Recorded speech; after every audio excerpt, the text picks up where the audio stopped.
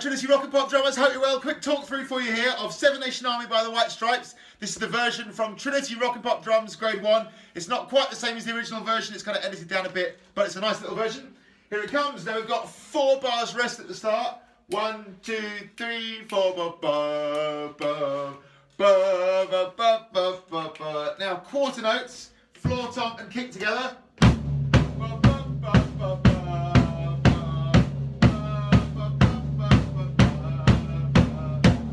Watch out on your part here for the repeat marks. This is a 4-bar phrase in the verse, but it's got repeat marks, the 2 lines and 2 dots at the beginning and end of the second line of the music. So it's actually 8 bars there. So you've got 1, 2, 3, 4, 1, 2, 3, 4, 1, 2, 3, 4, 1. And then we repeat 1, 2, 3, 4, 1, 2, 3, 4, 1, 2, 3, 4. Before the snare drum joins the party. So in the 3rd line here, bar 9, you're going to keep those quarter notes or crotchets going with the floor tom and the kick.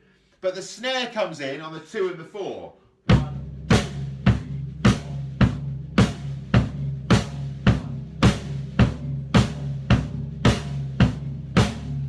4. So kick drum, all 4 beats in the bar.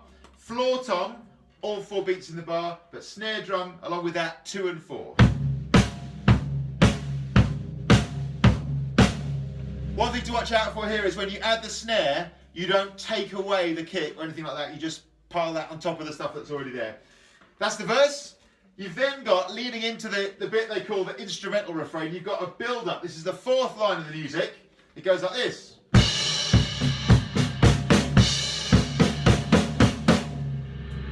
Now the basic idea here is a quarter note, 1, and then 2 and 3 and 4 and 8th notes. 1, 2 and 3 and 4 and 1, 2 and 3 and 4 and.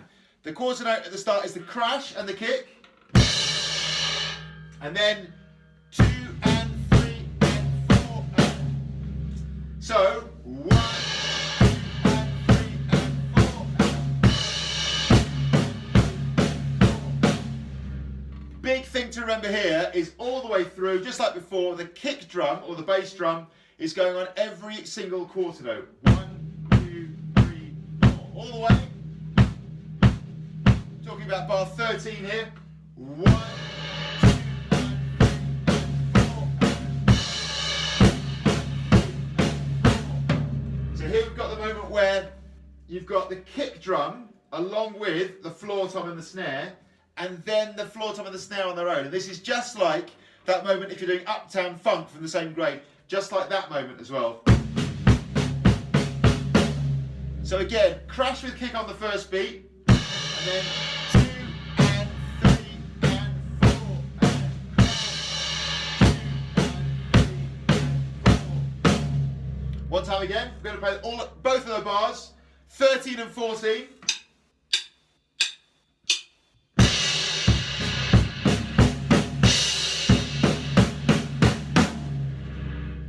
Now the final thing to consider here is the dynamic change. So the first note, that crash and kick, we hit that nice and strong, bar 13, beat 1, and then sub P, super quiet. P means piano, so soft, super quiet, and sub like pretty much as quiet as you can play. And then we're going to build it. So I always think dynamics is 2 things. It's volume, but also tone as well. So we're going with low sticks here for a really quiet volume, but also I would go right to the edge of the drum head here, right? So you can get a really thin sound.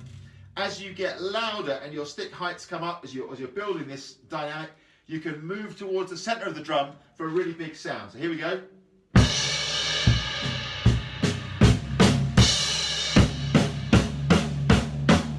Do that again.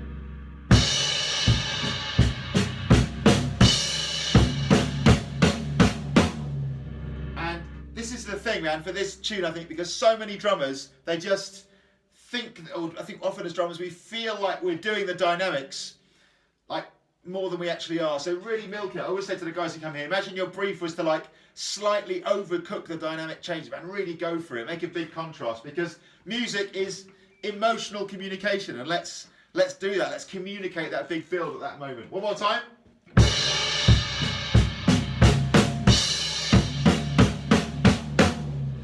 Remember that the crash on the first beat is strong, and then it drops, and then it builds. One final time.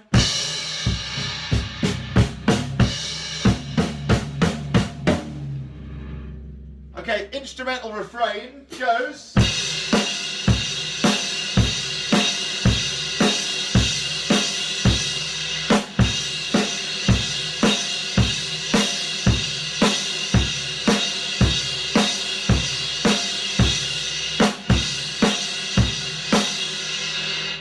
This one varies ever so slightly from the original. They've simplified it just slightly. So, bar 15.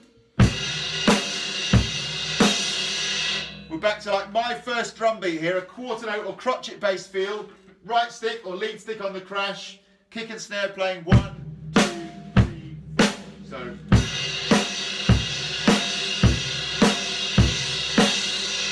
The third bar is where things get interesting. Bar 17.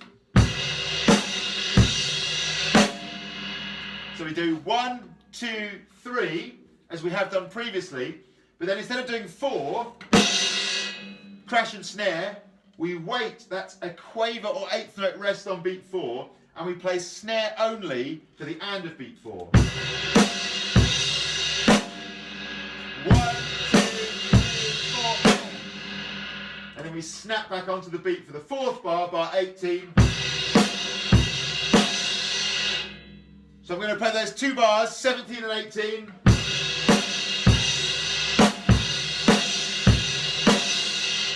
I'll play the whole instrumental refrain one last time.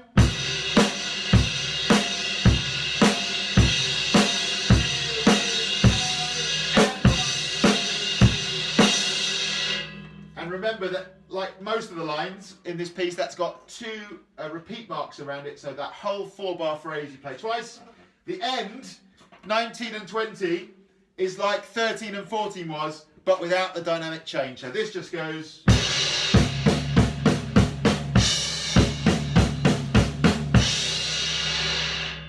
So if you've got more than one crash, maybe you could use different crashes there, or maybe both, even both together.